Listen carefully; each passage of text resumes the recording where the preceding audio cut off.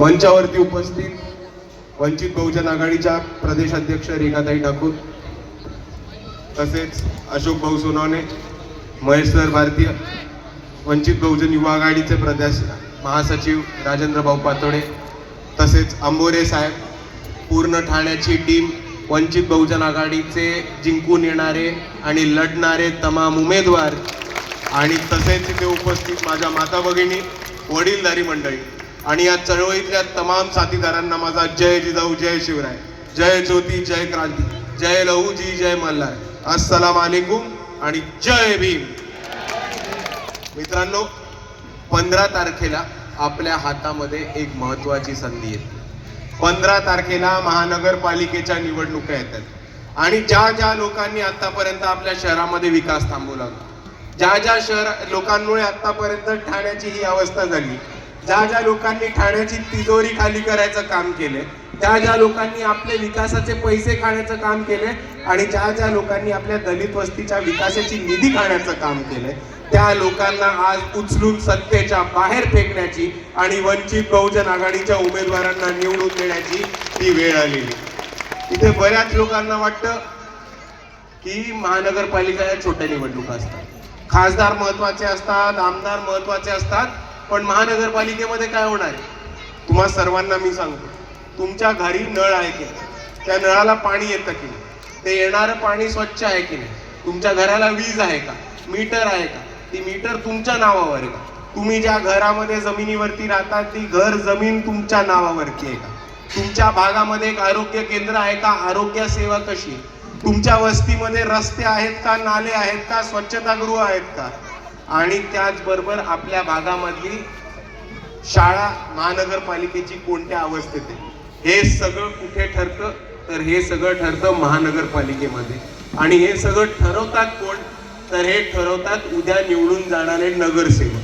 म्हणून मी आपल्या सर्वांना एवढंच सांगतो की जर आपल्याला आपल्या एरियाचा, आपल्या वॉर्डाचा, आपल्या गल्लीचा आणि आपल्या शहराचा विकास करायचा असेल तर ही आपल्या सर्वांची जबाबदारी राहते की आपल्या कामाचे, आपल्या मदत करणारे आणि लोकांची सेवा करणारे म्हणजेच वंचित बहुजन आघाडीचे नगरसेवक हे आपण जास्तीत जास्त मताने निवडून द्या आणि हीच लोक आपल्या सेवेसाठी हाजीर राहतील आणि उद्या आपल्या सर्व कामांमध्ये मदत करतील, हे मी त्यांच्या वतीने आपल्या सर्वांना सांगू इच्छितो. आणि दुसऱ्या बाजूला आपण ठाण्यामध्ये बघितलं तर इथे 10 वर्षापासून विकास हा रखडले गेले. 10 वर्षापूर्वीचे जे प्रश्न होते आजही ते प्रश्न आहेत आणि ह्या प्रश्नांवरती मात करायला आणि लोकांचे सोय सुविधा उपलब्ध करून द्यायला आज वंचित बहुजन आघाडी ठाण्याच्या महानगरपालिकेमध्ये उभी राहील. आणि वंचितच्या तमाम उमेदवारांतर्फे मी तुम्हाला आश्वासन देतो की जर वंचित बहुजन आघाडीचे उमेदवार निवडून आले तर प्रत्येकाच्या घराला नळ देऊन त्या नळाला दररोज स्वच्छ पिण्याचं पाणी देऊन पाणी पुरवठा करण्याचं काम हे वंचित बहुजन आघाडी ठाण्यामध्ये करेल. आपल्या वॉर्डामध्ये एक आरोग्य सेवा केंद्र किंवा एक डिस्पेन्सरी सरकारची चालू करण्याचं काम हे वंचित बहुजन आघाडी करणार आहे. त्याचबरोबर SRA प्रकल्प हटवून आपली घरं इकडच्या बिल्डरांच्या घशातनं बाहेर काढून, बिल्डरांच्या जाळ्यातनं बाहेर काढून 500 स्क्वेअर फूट पर्यंत ज्यांची ज्यांची घरं आहेत ती घरं तुमच्या नावावरती करण्याचं काम हे वंचित बहुजन आघाडी सत्तेमध्ये आल्यानंतर करणार आहे. इथे जी महानगरपालिकेची शाळा आहे त्या महानगरपालिकेच्या शाळेची अवस्था सुधारून तिथे सोय सुविधा उपलब्ध करून त्या शाळेमध्ये प्रायव्हेटमध्ये ज्या दर्जाचं शिक्षण मिळतं त्या दर्जाचं इंग्लिशमध्ये मोफत शिक्षण तुमच्या लेकरा बाळांना देण्याचं काम वंचित बहुजन आघाडी सत्तेमध्ये आल्यानंतर करेल. आणि आपण जर ठाण्याचं बघितलं तर आजही ठाण्यामध्ये कचऱ्याच्या प्रश्नावरती इकडच्या सत्ताधाऱ्यांकडे उत्तर नाही. ठाण्याचा बाहेरचा कचरा आणून आज ठाण्यामध्ये डम्पिंग केला जातो.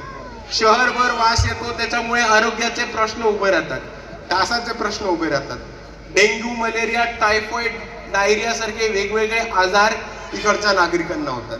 आणि मी वंचित बहुजन आघाडीच्या उमेदवारांच्या तर्फे आपल्या सर्वांना आश्वासन देतो की वंचित बहुजन आघाडीचे उमेदवार निवडून आल्यानंतर ठाण्यामध्ये एक बायोडिग्रेडेबल डम्पिंग ग्राउंड निर्माण करण्यात येईल आणि ते डम्पिंग ग्राउंड निर्माण करून ठाण्याच्या कचऱ्याच्या प्रश्नाचं कायमस्वरूपी एक सोल्युशन काढण्याचं काम हे वंचित बहुजन आघाडीचे नगरसेवक नक्कीच उद्याला घडीला करणार. मित्रांनो, पण हेच बोलत असताना एक गोष्ट आपण सर्वांनी समजून घ्या की वंचित बहुजन आघाडीचे लोक रस्त्यावरती उतरले, कामाला उतरले. गेले 7 वर्ष 10 वर्ष यांनी आपल्या सर्वांची मदत केली, आंदोलनामध्ये आपली साथ दिली, संघर्ष करून आपली साथ दिली.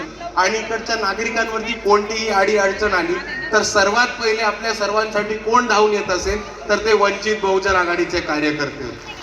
आज लोकांचे प्रश्न घेऊन, लोकांच्या समस्या समजून वंचित बहुजन आघाडीचे उमेदवार हे लोकांपर्यंत पोहोचतायत, प्रचाराच्या रणधुमाळीमध्ये उभे. आणि आज हे लोक जिंकण्याच्या परिस्थितीमध्ये आहेत ही आपण परिस्थिती समजून. पण वंचित बहुजन आघाडीचे उमेदवार जास्त पळायला लागले, पुढे जायला लागले किंवा विनिंग कंडिशन मध्ये आले की इकडच्या प्रस्थापितांच्या डोळ्यामध्ये फुटतं. हे सत्य आपण सर्वांनी समजून घेतलं पाहिजे. आणि म्हणून वेगवेगळा दबाव तंत्र इकडे वंचित बहुजन आघाडीच्या उमेदवारांवरती केला गेला होता. वेगवेगळा दबाव करायचा प्रयत्न केला होता. काही ठिकाणी वंचितच्या उमेदवारांना मोठ्या प्रमाणात पैसे दिलेले आले होते. 50 लाख देतो, तिकीट मागे घे, 60 लाख देतो, तिकीट मागे घे. पण हे तेच वंचित बहुजन आघाडीचे उमेदवार आहेत ज्यांनी ते 50 आणि 60 लाख इकडच्या शिंदे सेनेच्या उमेदवारांच्या तोंडावरती फेकून मारले. आणि त्यांनी हे म्हटलं की आम्ही आंबेडकरवादी कार्यकर्ते आहोत, आम्ही भीम सैनिक आहोत, आम्ही कोणाला घाबरणार नाही आणि विकले जाणार नाही. आणि दुसऱ्या बाजूला जे शिंदे सेनेचे लोक वंचितचे उमेदवार विकत घेण्याचा प्रयत्न करतात त्यांना मला एक गोष्ट सांगायची की हे वंचितचे उमेदवार आहेत, शिंदे सेनेचे उमेदवार नाही आहेत की 50 खोके मिळाले तर गुवाहाटीला जातील, गोव्याला जातील. हे वंचितचे उमेदवार आहेत. ना डरेंगे ना हटेंगे, सिर्फ लढेंगे और जीतेंगे या भूमिकेने पुढे जाताना दिसतात.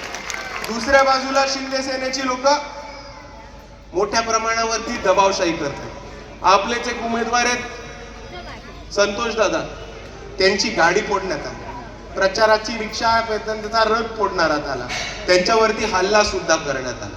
हे सुद्धा इकडच्या गावगुंड्यांकडनं चालू आहे. पण ह्या गावगुंड्यांना सुद्धा माझी एक संदेश द्यायचा की तुम्ही फक्त सत्तेमध्ये 15 तारखेपर्यंत, तोपर्यंत सत्तेचा माज मारून घ्या. 16 तारखेला वंचितचे उमेदवार निवडून आले की या ठाण्यामध्ये तुम्हाला उभं राहायला जागा नाही सोडणार. ही गवाही सुद्धा वंचित बहुजन आघाडीच्या उमेदवारांवरती देतो. आणि इथे समोर एक सम्यक विद्यार्थी आंदोलनाचा उमेदवार, तळागाळातनं आलेला उमेदवार, याला वंचित बहुजन आघाडीने उमेदवार दिली. इकडे माजी मुख्यमंत्रींचे भाऊ प्रकाश शिंदे यांनी यांना पैसे द्यायचा प्रयत्न केला, दबाव टाकायचा प्रयत्न केला. पण मला कळत नाही की तुम्हाला निवडणूक प्रक्रियेमधनं उमेदवार का हटवायचे. आज इथे लढत होती तर लढत होऊन जाऊ देत.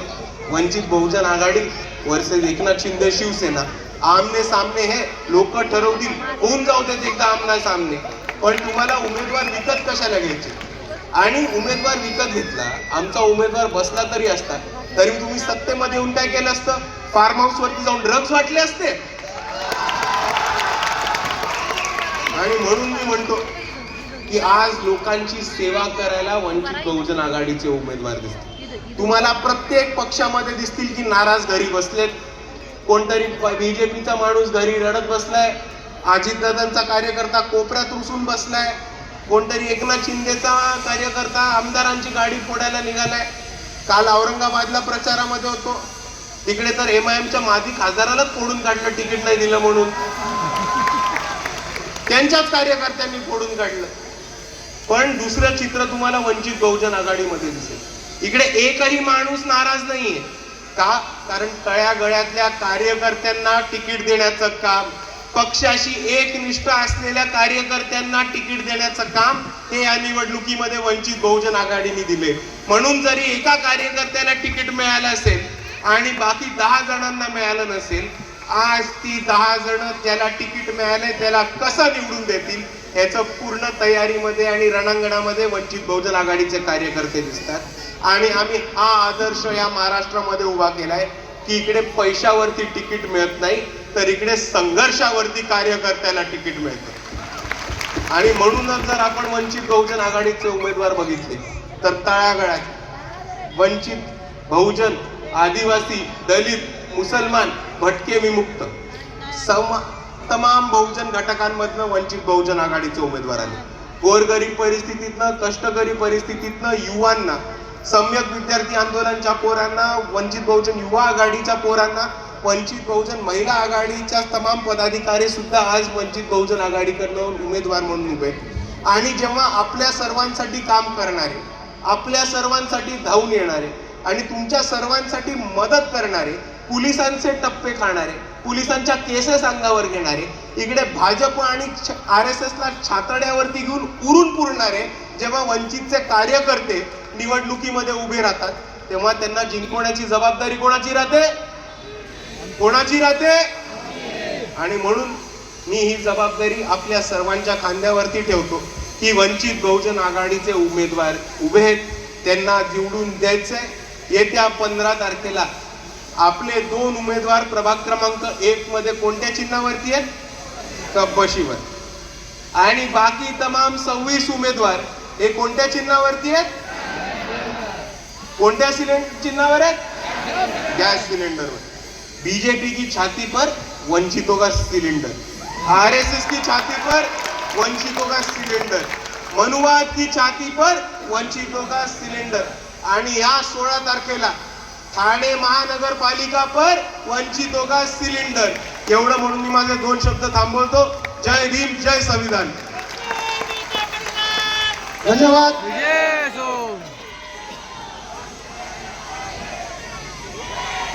या ठिकाणी आता ही सभा